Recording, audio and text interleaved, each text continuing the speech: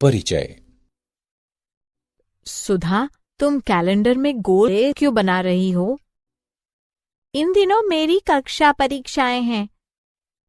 मुझे अपनी नोटबुक में इन तिथियों को नोट करना है। क्या इनके पूरक दिनों में तुम्हारी कोई परीक्षा नहीं है? पूरक? इसका क्या अर्थ है? ओह, पूरक, क्या तुम नहीं जानती हो? नहीं। आओ, मैं तुम्हें समझाऊंगी।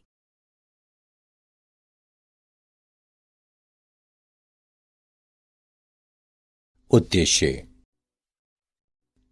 इस पाठ के अंत में आप निम्न करने में सक्षम हो जाएंगे: समुच्चयों पर संक्रियाओं को जानना, असंयुक्त समुच्चय को परिभाषित करना, एक समुच्चय के पूरक की व्याख्या करना, दो समुच्चयों के सम्मिलन तथा सर्वनिष्ठ पर व्यवहारिक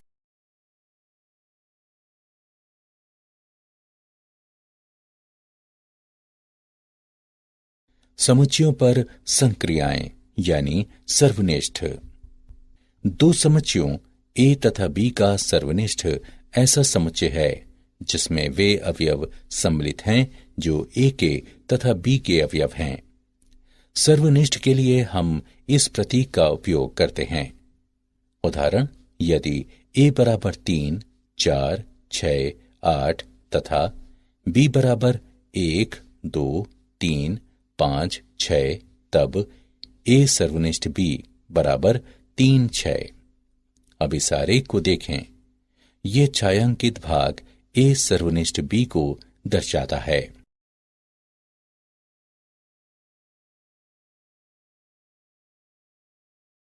असंयुक्त समुच्चय।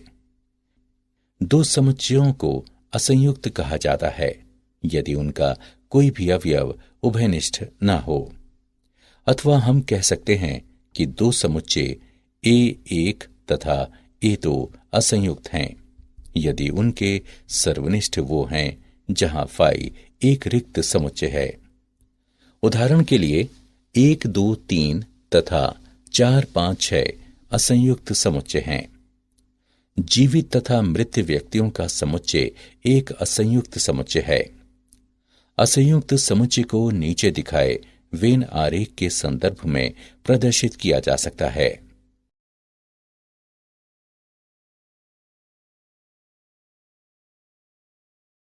सर्वनिष्ठ संक्रियाओं के गुणधर्म।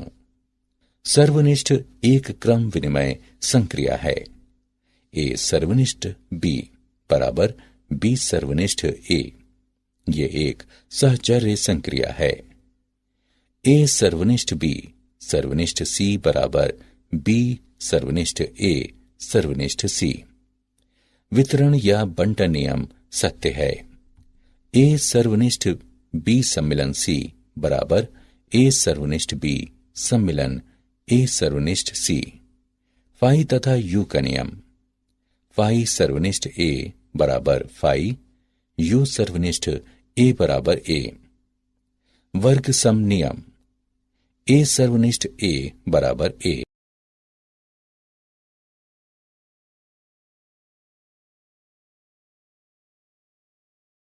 समुच्चयों पर संक्रियाएं। अंतर। समुच्चय ए तथा समुच्चय बी दिए गए हैं। समुच्चय ए में से समुच्चय बी के समुच्चय का अंतर ऐसे अवयवों का समुच्चय है जिसमें ए के सभी अवयव हैं लेकिन बी का कोई अवयव नहीं है। हम ए घटा बी लिख सकते हैं। इस वेन आरेख को देखिए। यह हमें दो समुच्चयों S1 तथा S2 का अंतर दिखाता है। इस आकृति पर एक पार्श्व दृष्टि डालें। BDEG केवल ए के अवयव हैं, इसलिए ए घटा बी बराबर BDEG। नोट करें कि यद्यपि AFC अवयव ए के अंतर्गत है लेकिन हमने इन्हें ए घटा बी में सम्मिलित नहीं किया है क्योंकि हमें समुच्चय बी में कुछ भी नहीं लेना है। कभी कभी एक वेन आरेख में देखने की अपेक्षा दोनों समुच्चय के अवयवों को लिखना अधिक आसान हो सकता है। तब हम उन अवयवों को अंग्रेजी के मोटे अक्षरों में दिखाते हैं जो ए में है लेकिन बी में नहीं है। ए बराबर B D E G A F C, B बराबर K H U A F सी।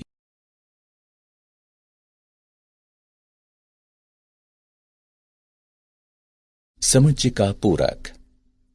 एक समुच्चय ए दिया गया है।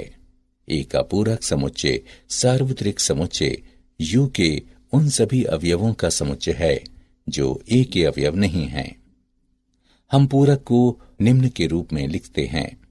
दूसरे शब्दों में समुच्चय ए का पूरक जिसे ए डैश द्वारा निरूपित किया जाता है सार्वत्रिक समुच्चय के उन सभी अवयवों का समुच्चय है जो ए में नहीं है। ए के बाहर के छायांकित भाग को ए डैश द्वारा निरूपित किया जाता है। ए के अवयवों की संख्या तथा ए डैश के अवयवों की संख्या यू के कुल अवयवों की संख्या की रचना करते हैं। इसका मतलब है कि ए का n गुना जमा ए के पूरक का n गुना बराबर यू का n गुना।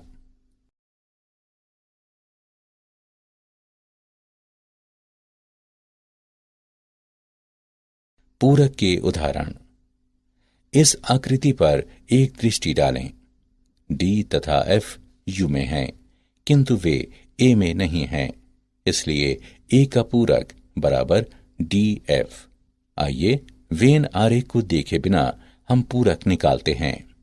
हम उन अवयवों को अंग्रेजी के मोटे अक्षरों में दिखाते हैं जो यू में हैं, लेकिन ए में नहीं हैं। ए बराबर ए बी सी, यू बराबर A B C D F. अतः ए का पूरक डी तथा एफ हैं।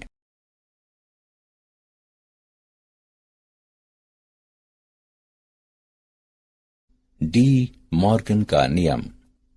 समुच्चय के सिद्धांत में डी मॉर्गन का नियम एक दूसरे से तीन मूल समुच्चय की संक्रियाओं का संबंध दिखाता है: सम्मिलन, सर्वनिष्ठ तथा पूरक।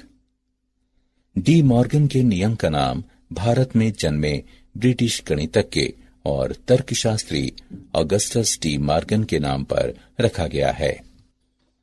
यदि ए और बी एक समुच्चय एक्स के उपसमुच्चय हैं, तब डी मॉर्गन का नियम कहता है ए सम्मिलन बी का पूरक बराबर ए का पूरक सर्वनिष्ठ बी का पूरक। ए सर्वनिष्ठ बी का पूरक बराबर ए का पूरक सम्मिलन बी का पूरक। यहां ये सम्मिलन को दर्शाता है, ये सर्वनिष्ठ को दर्शाता है तथा ये ए के पूरक समुच्चय को दर्शाता है। अर्थात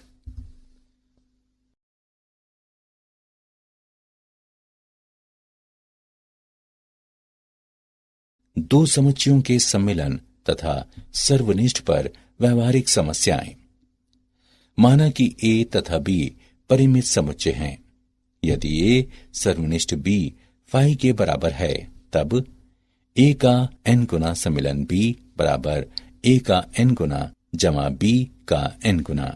ए का n गुना सम्मिलन बी बराबर ए का n गुना जमा बी का n गुना घटा ए सर्वनिष्ठ बी का n गुना।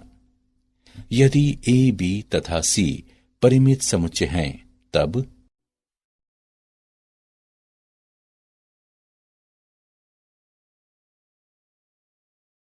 तथ्य समुच्चय ए घटा बी, ए सर्वनिष्ठ बी तथा बी घटा ए परस्पर असंयुक्त समुच्चय हैं, जिसमें इन दोनों समुच्चयों में से किसी का भी सर्वनिष्ठ एक अशक्त समुच्चय है।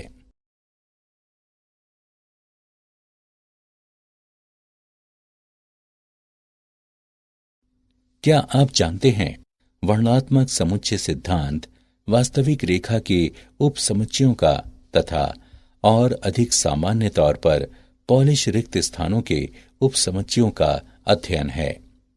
ये बोरेल पदानुक्रम में बिंदु वर्गों के अध्ययन के साथ शुरू होता है तथा और अधिक जटिल पदानुक्रम के अध्ययन तक बढ़ जाता है, जैसा कि प्रक्षेपीय पदानुक्रम और वेज पदानुक्रम।